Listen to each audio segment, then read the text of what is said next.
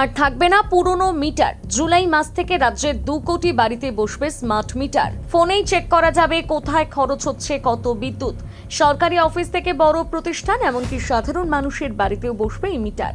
কিন্তু এই smart meter কি, কেন বসানো হচ্ছে, আর আপনার পকেটের প্রভাব কতটা পড়বে জানুন। সম্প্রতি রাজ্য সফরে এসে কেন্দ্রীয় বিদ্যুৎ মন্ত্রী মনোহর লাল একটি গুরুত্বপূর্ণ বৈঠকে জানান, প্রথম পর্যায়ে সরকারি অফিস, সরকারি ভবন এবং বড় ক্যাম্পাসগুলোতে স্মার্ট মিটার বসানো হবে। এরপর দ্বিতীয় পর্যায়ে যাদের বিদ্যুৎ ব্যবহার বেশি সেই বড় গ্রাহকদের কাছে এই পরিষেবা পৌঁছবে। আর সবশেষে সাধারণ গৃহস্থের বাড়িতে বসানো হবে স্মার্ট মিটার। সবচেয়ে গুরুত্বপূর্ণ বিষয় হলো এই মিটারে থাকবে দুটি ব্যবস্থা। একটি হলো প্রিপেইড মিটার, অর্থাৎ মোবাইল রিচার্জের মতন আগে টাকা ভরে বিদ্যুৎ ব্যবহার করতে হবে।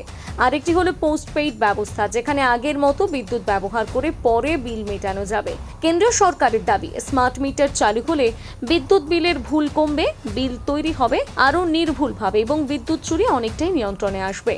এছাড়া গ্রাহকরা মোবাইল অ্যাপ বা ডিজিটাল প্ল্যাটফর্মের মাধ্যমে নিজের বিদ্যুৎ ব্যবহার রিয়েল টাইমে দেখতে পারবেন। ফলে কোথায় কত বিদ্যুৎ খরচ হচ্ছে তা সহজেই বোঝা যাবে। তবে এখানেই শেষ নয়, সরকার জানিয়েছে প্রতিটি স্মার্ট মিটারের জন্য কেন্দ্র 900 টাকা পর্যন্ত ভর্তুকি দেবে। যদিও মিটার বসানোর খরচ বাবদ গ্রাহকদের মাসে আনুমানিক 100 টাকা পর্যন্ত দিতে হতে পারে। এদিকে বর্তমানে পশ্চিমবঙ্গে বিদ্যুৎ পরিবহন ও বন্টনের ক্ষেত্রে প্রায় 12% ক্ষতি হচ্ছে। এই ক্ষতি কমানোর লক্ষ্যে স্মার্ট মিটার প্রকল্পকে গুরুত্ব দেওয়া হচ্ছে। কেন্দ্রীয় মন্ত্রকের হিসেব অনুযায়ী ভর্তুকি এবং বকেয়া মিলিয়ে প্রায় 800 কোটি টাকা উদ্ধার করার পরিকল্পনা রয়েছে। পাশাপাশি বিদ্যুৎ ক্ষেত্রে কয়েক বছরে জমে থাকা প্রায় 15,000 কোটি টাকার আর্থিক ক্ষতি সামাল দিতে নতুন রূপরেখা তৈরি করা হচ্ছে। এই স্মার্ট মিটার নিয়ে আপনার কি মতামত জানাতে ভুলবেন না কমেন্ট করে।